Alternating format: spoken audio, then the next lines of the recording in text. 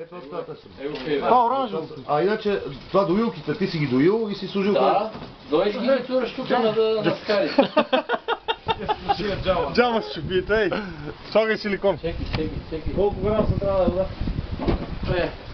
Закрепи ли го или не можа? Не, казваш и ти излезе за нея. това те пречи, това го бутнете нагоре. Това. То трябва вода, то ще е. Да, трябва яка. Ма трябва да е постоянна вода.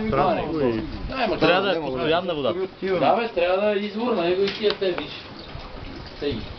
Тия са по-големи там. Не, Същите са, тия са някакви. Къде ще така, бе? Пробват вървата му. Храниш ли ги с нещо? Не. Това не мога да кажеш. Сега са храни от То се храни от самото си. От мехурчето. 14 дена и тогава вече се дига почва от твой. Тогава трябва да ги захраниш. Какво им даваш тогава? Специална храна, тя като брашно. За такива малки? Да. И 8-10 пъти на ден захранваш да я почне.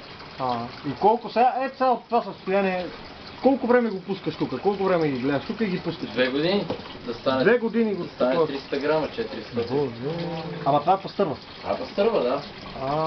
Тук сега знаеш колко бройки да стават? Тук са 10 хиляди. 10 хиляди! Да. Ма тук и верти си го вадиш, майка. Да. То па сега виж, то от млади майки е по-ситен, разбираш. По-дребен, ама пак си се излюпат. Стават си, бе. Стават си по-малки, ама ти не трябва да ги смесваш с другите, защото едно да дръпне е такова и ме бава майка. Ооо! При тия сега да влезе едно такова, ще ги опасе за много време. И расте с часове. И пасе и повръща и пак почва.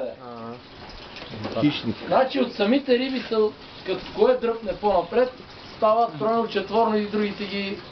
Ти трябва да го следиш постоянно да го отделиш. Трябва да се сортира постоянно. Да, постоянно. То си